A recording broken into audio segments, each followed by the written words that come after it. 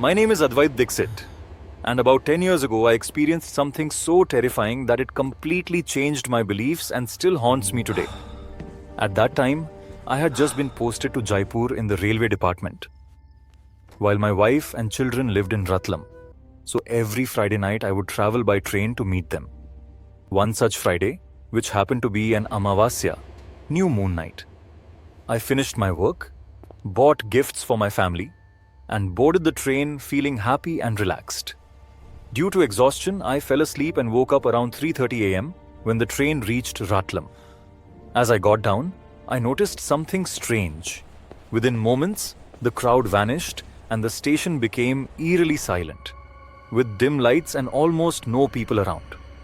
Feeling uneasy, I waited in the waiting room but soon stepped outside hoping to find a rickshaw, even though I knew they rarely operated at that hour. Outside, the atmosphere was unsettling. Dark, empty roads, closed shops, barking dogs, and a suffocating silence.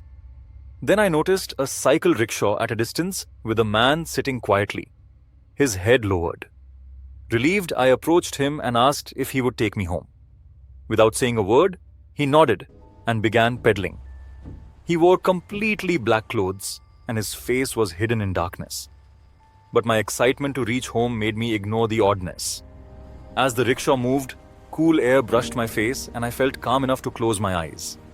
Suddenly, I woke up with a jerk, and what I saw terrified me. The rickshaw was still standing near the station, exactly where I had boarded, and my watch still showed 3:30 a.m., as if time had frozen. At that moment, dogs began barking aggressively, and fear gripped my entire body. I tried to get off the rickshaw, but it felt as if an invisible force was holding me down. My heart pounded wildly, and in a horrifying illusion, I saw a blood-soaked, severed head resting on my shoulder, its eyes glowing. When I looked again, it was just my bag. But by then, I was shaking uncontrollably. My grandmother's words echoed in my mind. On dark nights, wandering spirits can appear, and fire along with the name of Lord Hanuman can protect you. Summoning all my courage, I lit a matchstick and loudly chanted Bajrang Bali's name, holding the flame forward.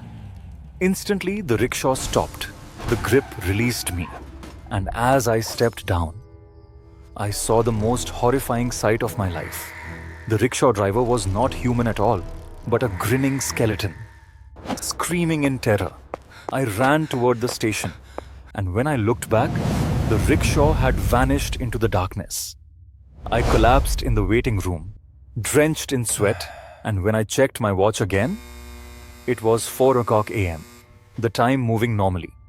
Shortly after, a station sweeper came by, and after speaking to him, I realized he was human.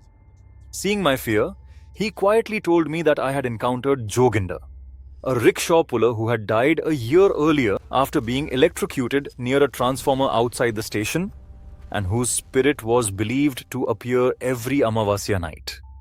I stayed in the waiting room until sunrise, deeply shaken, and for many days afterward I remained ill and traumatized.